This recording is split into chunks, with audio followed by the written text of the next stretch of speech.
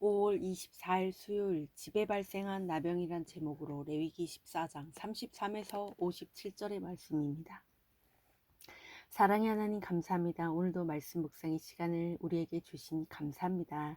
이 시간을 통하여서 하나님의 말씀을 듣길 원합니다. 말씀이 들려지게 하시고 복음이 들려지게 하옵소서.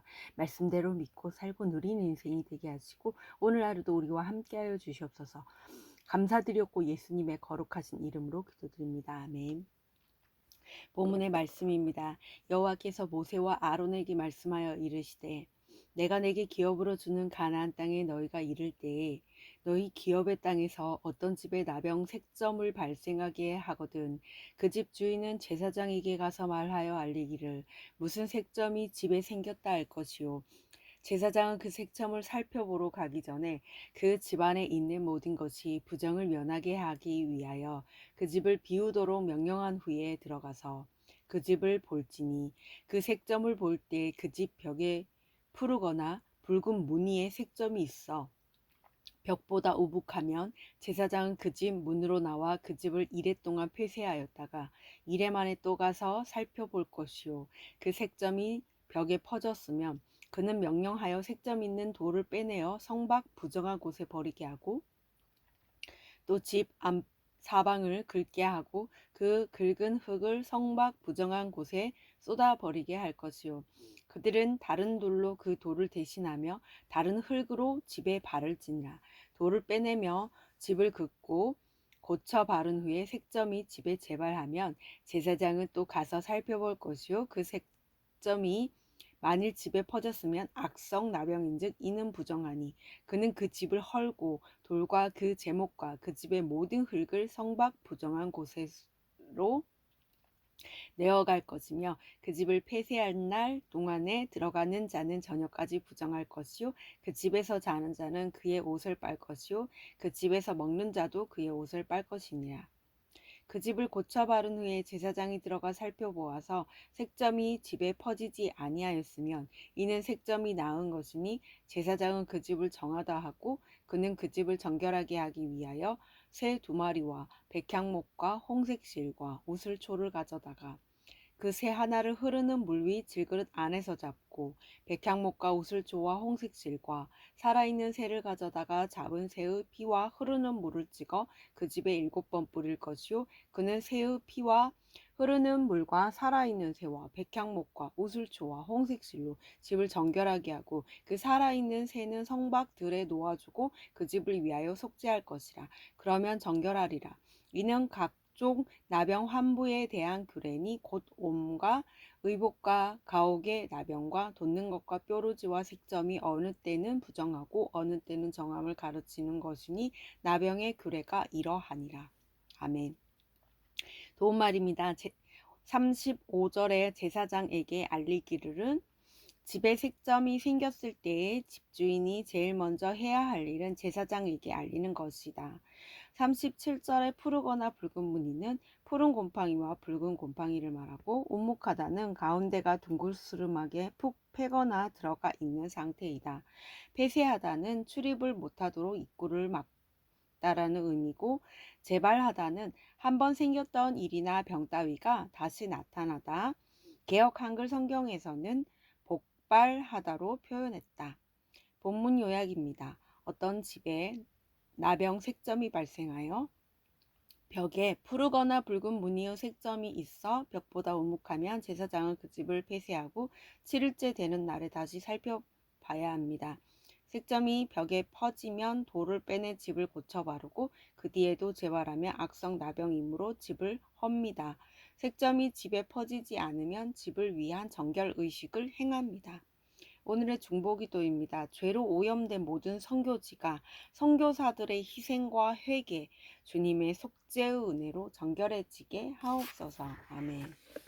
본문의 설입니다. 첫 번째, 집에 생긴 색점 33에서 35절의 내용입니다. 시내산 아래 장막을 치고 거하는 이스라엘 백성에게 하나님은 그들이 가나안 땅에 이를 때에 발생할 수 있는 집의 나병에 대한 규례를 주십니다. 지금은 비록 집 없는 나그네로 살더라도 하나님의 약속을 믿으며 가옥의 나병에 대한 말씀을 듣고 지키기로 결단하면 약속의 땅에 정착할 때가 속히 옵니다. 그러나 그곳에서 그림 같은 집을 지어도 나병 색점이 생길 수 있습니다. 축복으로 받은 집과 산업의 복이 흉한 색점이 생긴다면 공동체에 묻고 말씀의 인도를 받아야 합니다. 적용 질문입니다. 가나안 땅에 정착할 때가 올 줄 믿고 가옥의 나병에 대한 말씀을 지금부터 지키기로 결단합니까? 축복으로 받은 집과 산업에 생긴 색점이 생길 때 즉시 공동체에 알립니까? 두 번째, 색점이 퍼진 집의 처리 규정 36에서 47절의 내용입니다. 집 벽에 푸르거나 붉은 무늬의 색점이 있어 벽보다 우묵하면 그 집을 7일간 폐쇄합니다. 7일째 되는 날 제사장은 그 집에 다시 들어가 색점이 벽에 퍼졌으면 색점 있는 돌을 빼내고 집안 사방에 흙을 긁어 버리게 하고 다른 돌과 흙으로 대신하게 합니다. 집에 생긴 나병 색점은 인간 죄성에 오염된 환경과 제도를 뜻합니다. 성도의 거주 환경과 모임 등이 그의 영혼에 악영향을 끼친다면 이를 개선하고자 노력해야 합니다. 그럼에도 색점이 재발하면 성도는 악성 나벽을 끊고자 그 집을 과감히 헐어버릴 수도 있어야 합니다. 적용 질문입니다. 우리 집에 생긴 나병 색점을 고치고자 구체적으로 어떤 노력을 합니까? 그럼에도 나병 색점이 계속 재발한다면 그 집을 헐어버릴 수 있겠습니까? 세 번째, 색점이 나은 집을 위한 정결의식 48에서 57절의 내용입니다. 집을 고쳐 바른 후에 색점이 더 퍼지지 않았으면 제사장은 그 집을 정하다고 선언합니다. 대부분 색점이 생긴 돌을 빼내고 집안 사방의 흙을 긁어내 교체하면 색점이 없어집니다. 그런데 환경과 제도를 탓하기 쉬워도 내 죄를 보기는 어렵습니다. 내가 먼저 회개하고 변화될 때 색점이 집에 퍼지지 않는 경우가 많습니다. 색점이 나은 집을 위한 정결의식은 나병 환자의 정결의식과 동일합니다. 이처럼 죄로 오염된 환경과 제도를 정결하게 하기 위해서도 자기 희생과 속죄의 은혜가 필요합니다. 적용 질문입니다. 악하고 부패한 환경을 비판만 합니까? 아니면 먼저 내 죄를 보고 적용합니까? 오늘 기도하기는 약속의 땅에 이르러 집을 짓고 정착해도 그 집에 나병 색점이 생길 수 있음을 알았습니다. 그러니 내 집에 발생한 색점을 부끄러워하지 말고 하나님과 공동체 앞에 드러내 고침을 받게 하옵소서. 정결을 위한 노력과 함께 저의 회개와 주님의 속죄의 은총으로 우리 집이 정결해지게 하옵소서. 아멘. 묵상 간증입니다. 곰팡이 주의보란 제목으로 신현주님의 말씀 적용글입니다.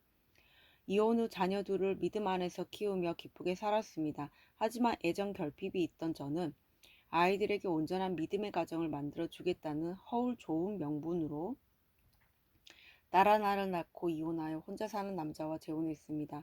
이후 남편에 따른 친엄마와 함께 살고 저희 부부는 저희 자녀 둘을 데리고 살았습니다. 그런데 재혼의 삶은 제가 겪은 그 어떤 고난과도 비교할 수 없는 전쟁 같았습니다. 온 가족이 피투성이가 되어갈 즈음 저희 가정은 큐티하는 공동체로 인도되었습니다. 저는 남편의 불같은 혈기와 강박적인 성격을 견디는 게 힘들었지만 성품으로 참았고 교회 공동체에 잘 속해가는 자녀들을 저의 자랑으로 삼았습니다. 그러나 정작 딸은 인생이 외롭고 허무하다며 우울해하다가 자살 충동을 겪기도 했습니다. 그러다 작년에 교회에서 봉사하던 딸이 온몸에 힘이 풀려 쓰러지는 사건이 있었습니다. 울고 있는 딸을 부축해 집으로 오는데 딸을 잃어버릴 것 같은 두려움이 곰팡이처럼 퍼져서 저를 삼킬 것만 같았습니다. 주님은 제가 이 사건을 제사장에게 알리듯 공동체에 나누게 하셨습니다. 그러자 다른 지체들이 자녀 문제로 피를 흘릴 때 나는 그런 고민이 없다며 관심을 가지지 않고 딸이 교회에서 여러 사역으로 힘들다며 봉사를 줄일까 고민할 때도 시간을 효율적으로 쓰면 다 할 수 있다며 딸의 마음을 알아주지 않고 믿음 좋은 딸을 자랑 삼으려고만 한 저의 악을 깨닫게 되었습니다.